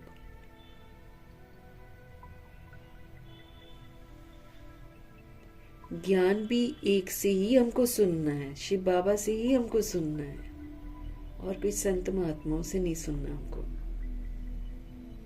वो है अव्यभिचारी ज्ञान। याद भी हमको एक को ही करना है। आजकल तो व्यभिचारी हो गया ना, इसका भी कथा, उसका भी कथा, उसका भी कथा। हमको अब एक से सुनना है, एक को ही याद करना है, और उन्हीं के कहे अनुसार चलना है। मेरा तो एक दूसरा न कोई। जब तक अपने को आत्मा निश्चय हम नहीं करेंगे, तब तक एक की याद हमको आएगी ही नहीं। बॉडी समझेंगे तो अनेकों को हम याद करेंगे। तो जब तक हम अपने आप को आत्मा नहीं समझेंगे ना, जब तक हम अपने को आत्मा निश्चय नहीं करेंगे, तब तक एक की याद हमको आएगी ही नहीं।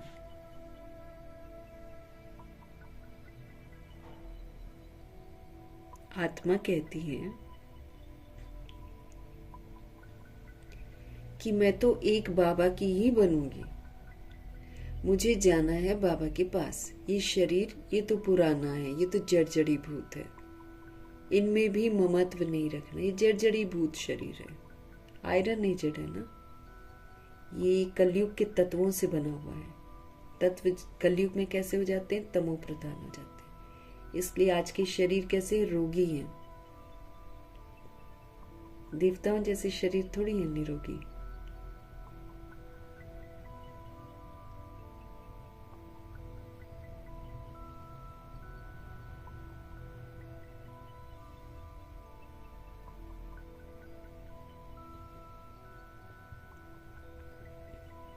तो मेरा तो एक दूसरा न कोई। जब तक हम अपने को आत्मा निश्चय नहीं करेंगे, तब तक हम एक बाबा को याद करेंगे ही नहीं। आत्मा कहती है ना, मैं तो एक बाबा की ही बनूंगी, मुझे जाना है बाबा के पास। ये शरीर तो पुराना जड़ी भूत है, इनमें भी ममत्व नहीं रखना है, अटैचमेंट नहीं रखनी है इससे। ये ज्ञान की बात है, समझ दे रहे, नहीं तो दुखी होंगे। शरीर में तो बदलाव आएंगे बहुत सारे ना अभी, फिर हम दुखी होते रहेंगे, फिर शरीर में रोग भी आएंगे, कर्म भोग भी। आएगा जिसको कर्म योग में परिवर्तन करना है। तो जब मैं इससे ममत्व हटा दूंगी तभी तो इसको कर्म योगी बनकर प्रकृति जीत बनूंगी। ये प्रकृति, ये शरीर जो है मुझे डिस्टर्ब ना करे। ये डिस्टर्ब करता है तो मैं इसके अधीन हूं। ये जब इधर उधर कुछ ऊपर नीचे होता है तो ये मेरे को डिस्टर्ब करता है। तो इसलिए इससे ममत्व नहीं रखना है, इसको तो छोड़ना है ना। इनमें भी ममत्व नहीं रखना है। ये ज्ञान की बात है। ऐसे नहीं कि हमको शरीर की संभाल ही नहीं करनी है। शरीर की संभाल तो इसको मंदिर की तरह रखना है। इसको स्वच्छ रखना है, पवित्र रखना है, सात्विकता से इसकी संभाल करनी है। अंदर में समझना है ये पुरानी खाल है, लेकिन ये जरूर समझना है कि ये पुरानी खाल है। इनको तो अब मुझे छोड़ना है, संभाल इसकी करनी है। अब 3 समय भोजन खाया है, सूक्ष्म खाया है, लेकिन 3 समय खाया है, इसको ठीक रखा है। जब हम खान पान को गड़बड़ करते हैं तो शरीर को प्रॉब्लम आती है। शरीर को प्रॉब्लम आती है तो फिर हम पुरुषार्थ नहीं कर पाते हैं। इसलिए इसकी संभाल जरूर करनी है। जैसे बाबा ने उस दिन बोला था, ये मंदिर है किसका? आत्मा रूपी हीरे का। इसमें रहते हुए मुझे हीरा बनना है, संपूर्ण बेदाग हीरा। तो इसकी संभाल जरूर रखनी है, लेकिन ये भी बुद्धि में रखना है कि ये कभी भी छिन जाएगी। ये पुरानी खाल है, इनको तो अब छोड़ना है। तुम्हारा है बेहद का संन्यास। देह सहित सब चीजों का हम संन्यास करते हैं, कोई आकर्षण नहीं।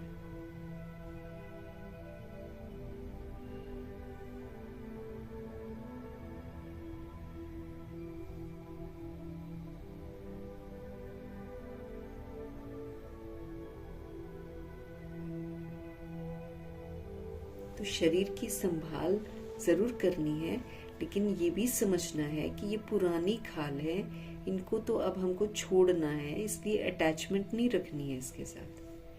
तुम्हारा है बेहद का संन्यास। वो तो जंगल में चले जाते हैं, तुमको तो घर में रहते याद में रहना है। बस एक को याद करना है, बाकी किसी को याद नहीं करना है। बेहद का संन्यास है। हमको जंगल में नहीं जाना है। घर में है तो घर में ही रहो, लेकिन ट्रस्टी बनकर रहो, याद की यात्रा में रहो। याद में रहते रहते तुम भी शरीर छोड़ सकते हो। कहाँ भी हो तुम बाप को याद करो। कहाँ भी हो क्या करना है? तुम बाप को याद करो। याद में रहेंगे, स्वदर्शन चक्रधारी बनेंगे, तो कहाँ भी रहते ऊंच मर्तबा पालेंगे। कहीं भी रहते हुए अगर हम शिव बाबा की यादों में रहते हैं, अगर हम स्वदर्शन चक्रधारी बनकर रहते हैं, अनादि आदि विशेषताओं को यूज करते हैं, तो कहीं भी रहते हम ऊंच मर्तबा पालेंगे। जितना इंडिविजुअल मेहनत हम करेंगे ना, उतना मर्तबा पाएंगे। इंडिविजुअल मेहनत करनी है, अपने साथ मेहनत करनी है। तो जितना हम करेंगे मेहनत, उतना मर्तबा पाएंगे। अब मम्मा बाबा अपना अलग अलग करते थे ना मेहनत, किसी को पता थोड़ी लगने देते थे। दादियां अलग, जैसे प्रकाश मणि दादी अलग से बैठकर अपने आप को पढ़ाती थी, इंडिविजुअल मेहनत करती थी ना। जनक दादी अपना 21 बार पढ़ती थी, इंडिविजुअल मेहनत है। तो जितना इंडिविजुअल मेहनत हम करेंगे उतना ही मर्तबा पाएंगे। घर में रहते भी याद की यात्रा में ही हमको रहना है। घर में है ना, यात्रा हमारी याद की चलती रहे, इसका ध्यान रखना है। लौकिक बातों में उलझना नहीं है।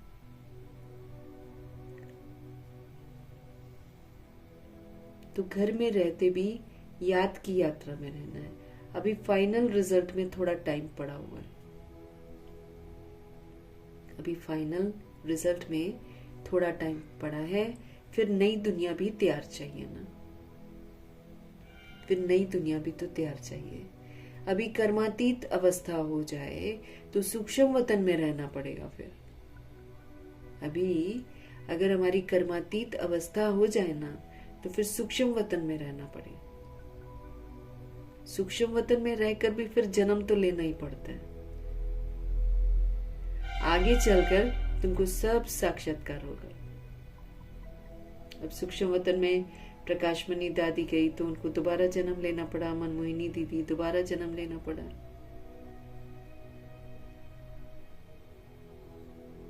तो सूक्ष्म वतन में रहकर भी फिर जन्म लेना पड़ता है। तो कर्मातीत अवस्था बनानी है, आगे चलकर तुमको सब साक्षात्कार होंगे।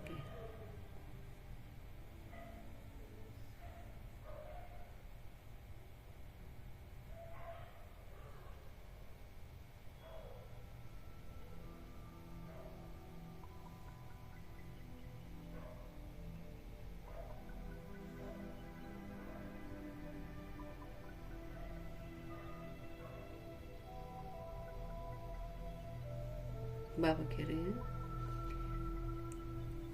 आगे चलकर तुमको सब साक्षात्कार होगा। अच्छा, मीठे मीठे सिकिलते बच्चों प्रति माता पिता बाप दादा का याद प्यार और गुड मॉर्निंग। रूहानी बाप की रूहानी बच्चों को नमस्ते।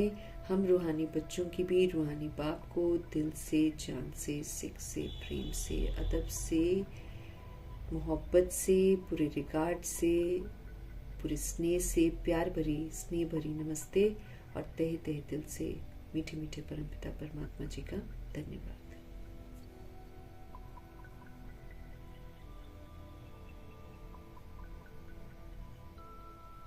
धारणा के लिए मुख्य सार है, एक बाप से ही हमको सुनना है और एक की ही अव्यभिचारी याद में हमको रहना है।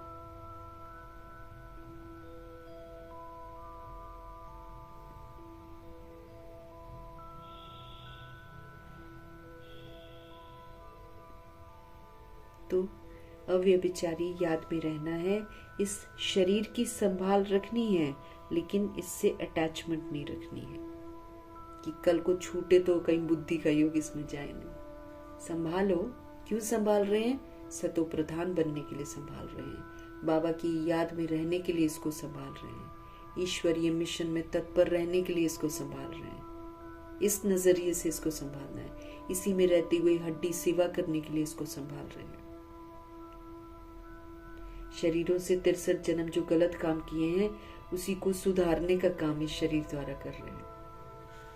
भगवान को अनुभव करना है इसी शरीर में, उनसे सुनना है इसी शरीर में रहते हुए, उनको देखना है इसी शरीर में रहते हुए।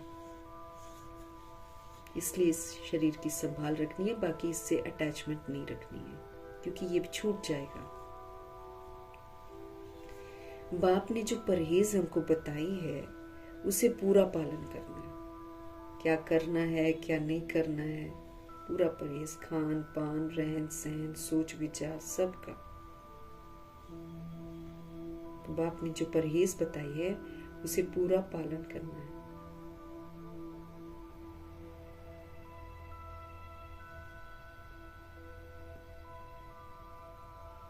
तो बाप ने जो परहेज बताई है उसे पूरा पालन करना है।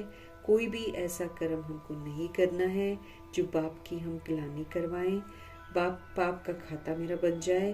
अपने को घाटे में नहीं डालना है, हमको अपने आप को घाटे में अब नहीं डालना है।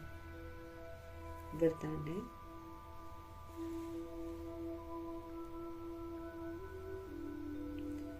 तीन सेवाओं के बैलेंस के द्वारा गुणों की अनुभूति करने वाले गुणमूर्त भव। तीन सेवाओं के बैलेंस के द्वारा सर्व गुणों की अनुभूति करने वाले गुणमूर्त भव। जो बच्चे संकल्प के द्वारा, बोल के द्वारा, हर कर्म के द्वारा सेवा पर तत्पर रहते हैं, मनसा वाचा कर्मणा, जो सेवा पर तत्पर रहते हैं, वही सफलता मूर्त बनते हैं। तीनों में मार्क्स हमारे समान होने चाहिए, संकल्प में भी, बोल में भी, कर्म में भी। मनसा वाचा कर्मणा 100%, 100%, 100%। सारे दिन में तीनों सेवाओं का बैलेंस है। अगर सारे दिन में हम मनसा भी कर रहे हैं, वाचा भी कर रहे हैं, कर्मणा भी कर रहे हैं, तो सारे दिन में तीनों सेवाओं का बैलेंस है।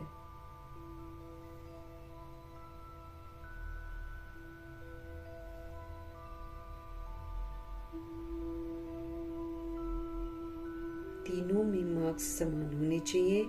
सारे दिन में तीनों सेवाओं का बैलेंस है, तो हम पास विद ऑनर बन जाएंगे, गुणमूर्त बन जाएंगे। क्योंकि गुणों का ही तो सहयोग देना है ना। थॉट से भी, थॉट में क्या बोला बाबा ने, सिर्फ प्योर और शुभ और सकारात्मक कल्याणकारी संकल्प करने हैं, भगवान ने कहा। तो जब हमारा संकल्प इतना पावरफुल होएगा, हमारे बोल भी अच्छे होंगे, फिर हमारे संकल्प अच्छे होंगे तो हमारे कर्म भी अच्छे होंगे। तीनों का कनेक्शन है ना। तो सारे दिन में तीनों सेवाओं का बैलेंस है, तो फिर हम पास विद ऑनर बन जाएंगे, हम गुणमूर्त बन जाएंगे। उनके द्वारा सर्व दिव्य गुणों का श्रृंगार फिर स्पष्ट दिखाई देगा। जो मनसा वाचा कर्मणा में तत्पर रहेंगे ना, तो बाबा कहते हैं उनके द्वारा फिर दिव्य गुणों का जो श्रृंगार कर रखा है ना उन्होंने, वो एकदम स्पष्ट दिखाई देगा।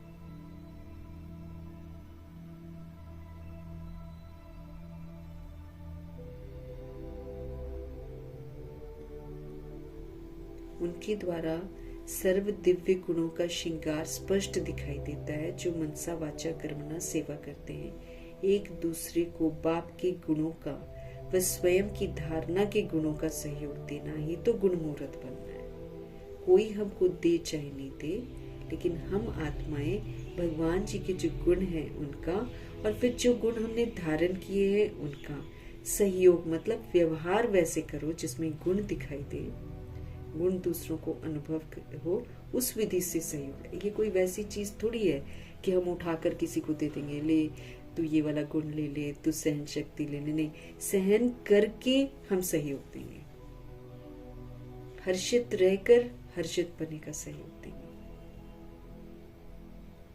बड़ा दिल रखेंगे तो फिर उसका सहयोग देंगे, ऐसे करना है ना।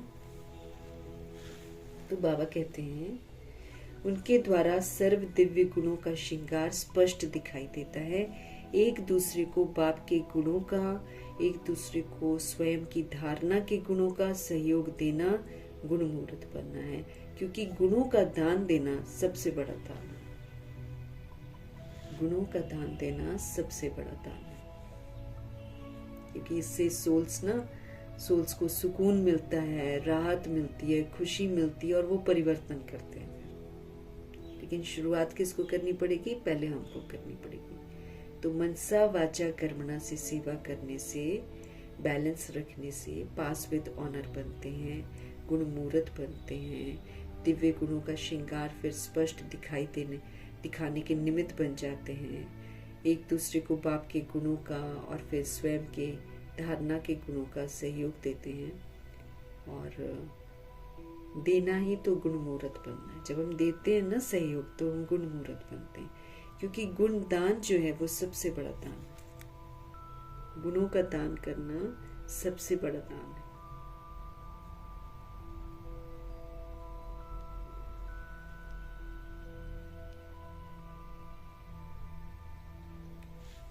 इससे लोगों को सुकून बहुत मिलता है। स्लोगन: निश्चय रूपी फाउंडेशन पक्का है तो श्रेष्ठ जीवन का अनुभव स्वतः ही होता है। अगर हम भगवान में निश्चय रखते हैं, निश्चय बुद्धि है एकदम, तो ये निश्चय का जो नींव है अगर स्ट्रांग रहती है ना, तभी तो हम श्रेष्ठ जीवन का अनुभव कर सकते हैं। क्योंकि फिर हम श्रीमत पर चलेंगे। निश्चय बुद्धि होंगी तो हम श्रीमत पर चलेंगे, और श्रीमत पर चलेंगे तो हमारा जीवन तो श्रेष्ठ बनना ही बनना है। उसका अनुभव फिर हम नेचुरल रूप में करेंगे।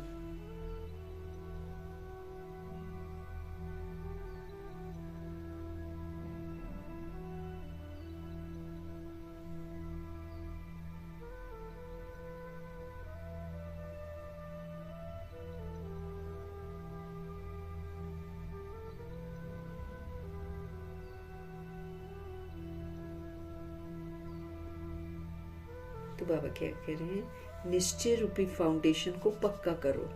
ये अगर पक्का है तो हम श्रीमत पर जरूर चलेंगे। श्रीमत पर जरूर चलेंगे तो फिर मेरा जीवन कैसा हो जाएगा, श्रेष्ठ होगा। तो श्रेष्ठ जीवन का अनुभव स्वतः ही होगा। जहाँ संशय आता है वहां हम डावाडोल हो जाते हैं, फिर हमारा जीवन श्रेष्ठ नहीं बनता, क्योंकि फिर हम थोड़ा श्रीमत पर चलते हैं, थोड़ा श्रीमत पर नहीं चलते हैं, ऐसा करते हैं। अव्यक्त इशारे, अब संपन्न व कर्मातीत बनने की धुन लगाओ।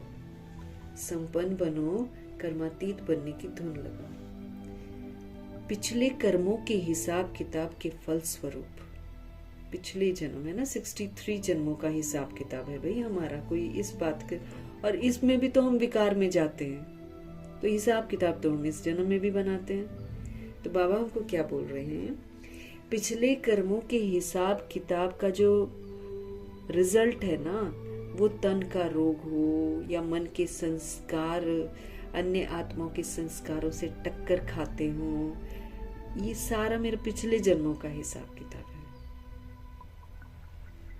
लेकिन कर्मातीत, कर्म भोग के वश न होकर मालिक बनकर हिसाब चुकतू करावे। सब कुछ होगा, टकराव भी होगा, तन का रोग भी आएगा, लेकिन कर्मातीत, कोई कार्मिक बॉन्डेज में फंसना नहीं।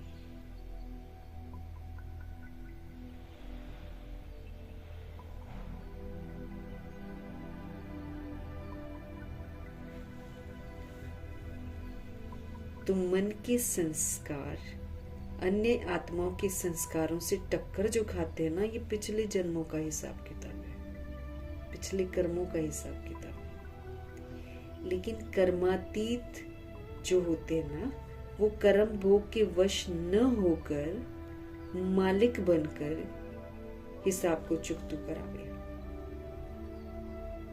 हमको कर्मातीत बनना है और कोई नया कार्मिक बॉन्डेज नहीं बनाना है। तो हमको क्या करना पड़ेगा, कर्म भोग के वश न होकर मालिक बनकर हम सारा हिसाब चुकतू कराएं, है ना, चुकतू कराएं कर्म इंद्रियों से। कर्म योगी बनकर कर्म भोग चुकतू करना, ये है कर्मातीत स्थिति की निशानी। अगर हम कर्म योगी बनकर कर्म भोग को चुकतू करते हैं ना, तो ये है कर्मातीत स्थिति की निशानी कि मेरी स्थिति कैसी होगी, कर्मातीत।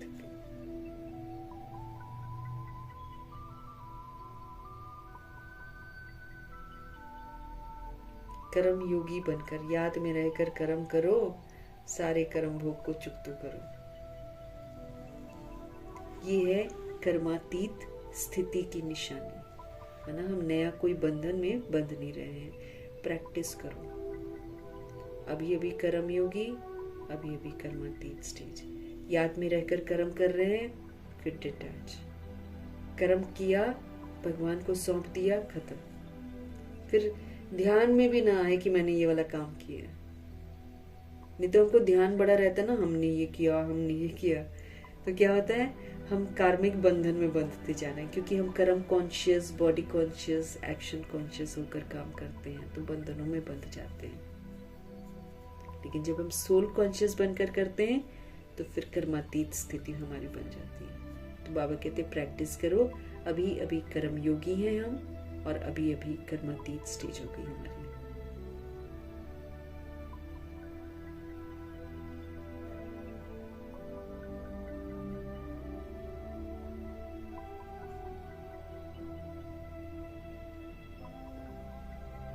तो पिछले कर्मों के हिसाब किताब के फलस्वरूप हमारे पास तन का रोग आता है, हमारे पास मन के संस्कार अन्य आत्माओं के संस्कारों से टक्कर खाते हैं, लेकिन कर्मातीत कर्म भोग के वश नहीं होकर मालिक बनकर हिसाब चुकतू कराएगा।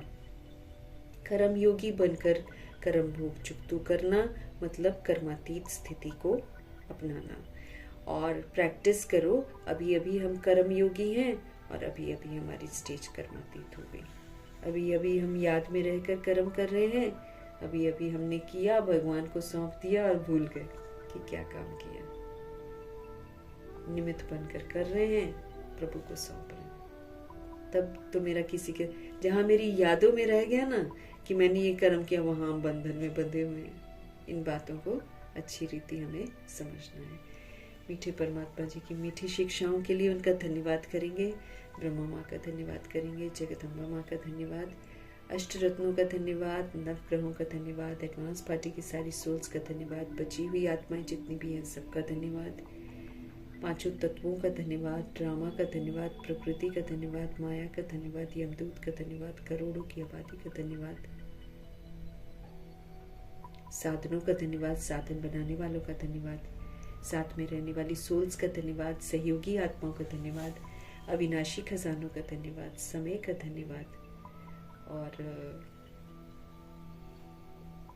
सृष्टि की जो शरीर रूपी इंस्ट्रूमेंट का धन्यवाद, पूरे यूनिवर्स का धन्यवाद, आप सभी सोल्स का धन्यवाद और सृष्टि की मेहमान नवाजी का तहे दिल से हम धन्यवाद करेंगे। धन्यवाद करते हुए ओम शांति।